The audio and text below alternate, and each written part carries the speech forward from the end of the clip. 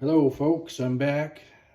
Thought I'd catch everybody up on the lunch money project. Haven't made a video in a couple weeks. Didn't get a lot accomplished on the car last week. We went to the PRI show in Indianapolis, Indiana. For those of you that don't know what that is, it's the Performance Racing Industry Show down there by the Lucas Oil Stadium. There's maybe approximately 6,000 vendors there. Over a 2-day period, I never seen the guy I went there with. We parted ways in the morning and didn't meet up until the end of the day. That's how big it is.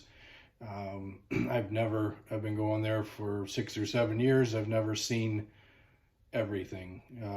Always wish I had more time, but I did get around and see several vendors that pertain to the shop here and what we do with building engines and things like that, and then a few things to the lunch money project. A lot of the helmets are expiring this year, which my Simpson helmets expired, and I thought I would explore some new options with other companies. There was about 5 other companies that make I wanted to switch over from a standard helmet to a carbon fiber lightweight helmet. Getting an accident, it's probably going to be a little easier on your neck. Also, a head and neck restraint that the helmet attaches to helps prevent that. But one thing I did figure out that I did not know, even though some of these helmet manufacturers are advertising made in the USA, which I like that, especially with the latest, last couple of years with the whole China thing that's been going on. I'd like to not support them any more than we have to. I did figure out that a lot of these helmets are assembled in the United States, the shields, the straps, the inner linings, but the helmets made in China, Italy, wherever. That seemed to be the 2 biggest that I discovered. Not sure I really want a China helmet shell on my head if it runs into a roll bar tube.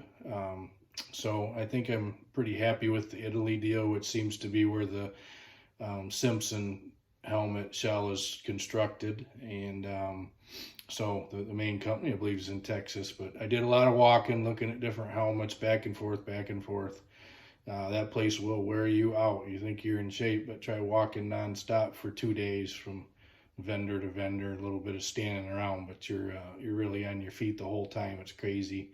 Ran into a lot of people that I do know there, several, but and then a lot of them that were there, I missed them, didn't see them. So decided to just go back with a Simpson Bandit helmet. I have a Super Bandit now. It's been a great helmet. I didn't find anything better. I found helmets that cost twice as much money.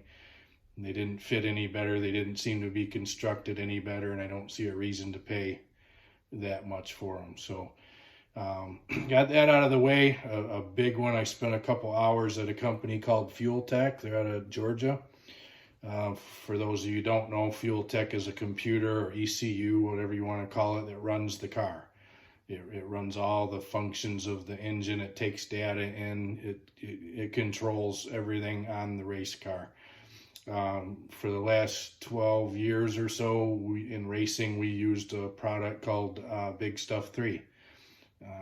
They've set a lot of records in racing. We set a lot of records in racing with that system. I'm not one to just jump ship for the next latest thing that comes out, for a free t-shirt or something. But Fuel Tech has come out several years ago and worked their way to the top. And one important thing with all of it is tech support.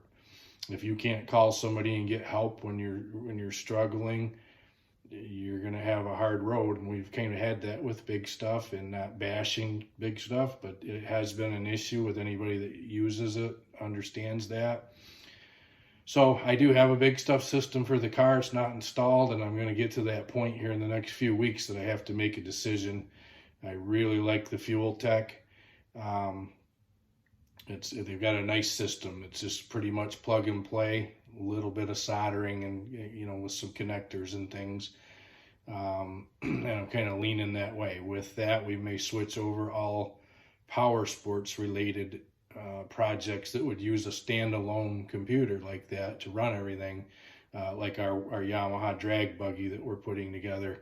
I currently have a big stuff system for that. If I switch the car, I'll most likely switch the buggy to fuel tech. So I'll show you more about that once we do install an ECU and go that way, how it works and what it's about.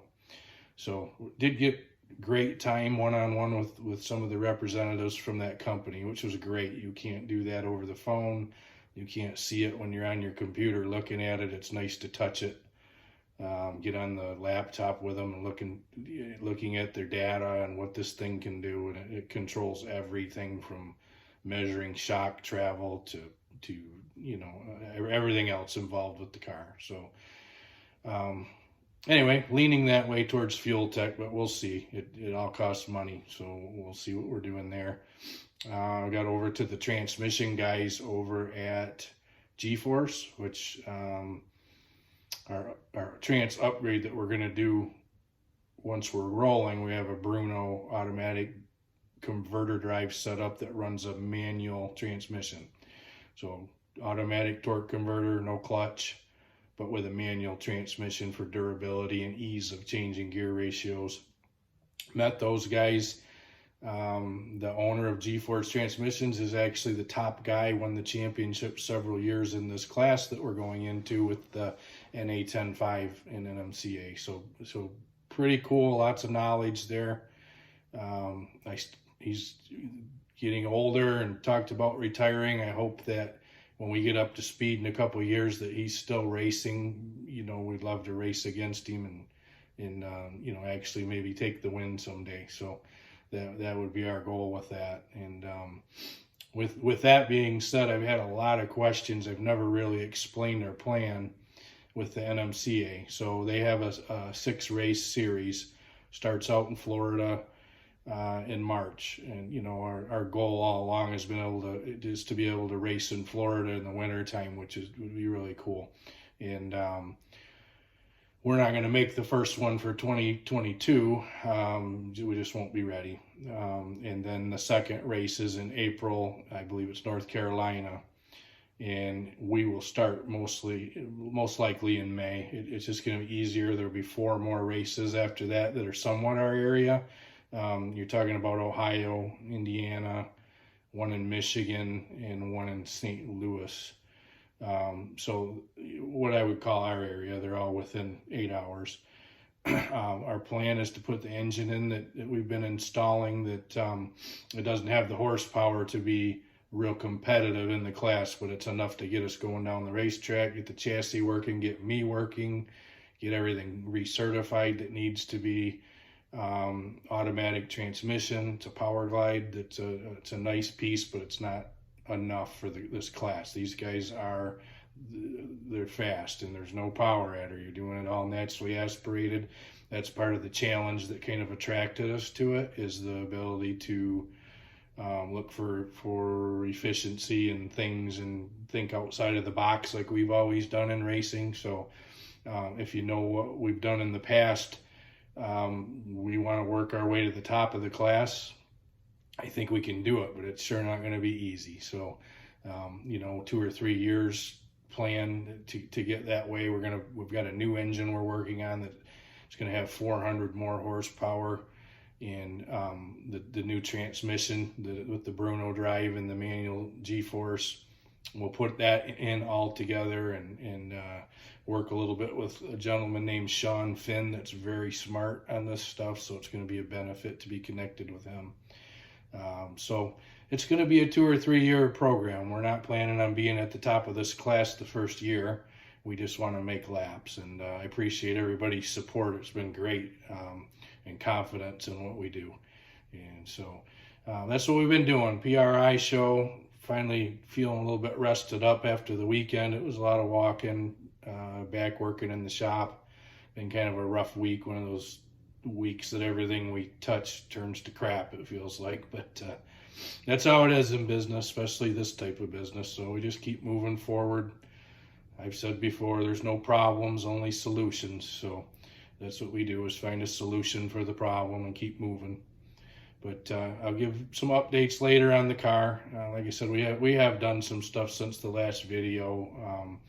we'll get into that a little later, and I'll give everybody a little update. So that's about it for today. Everybody have a nice evening. We'll see ya.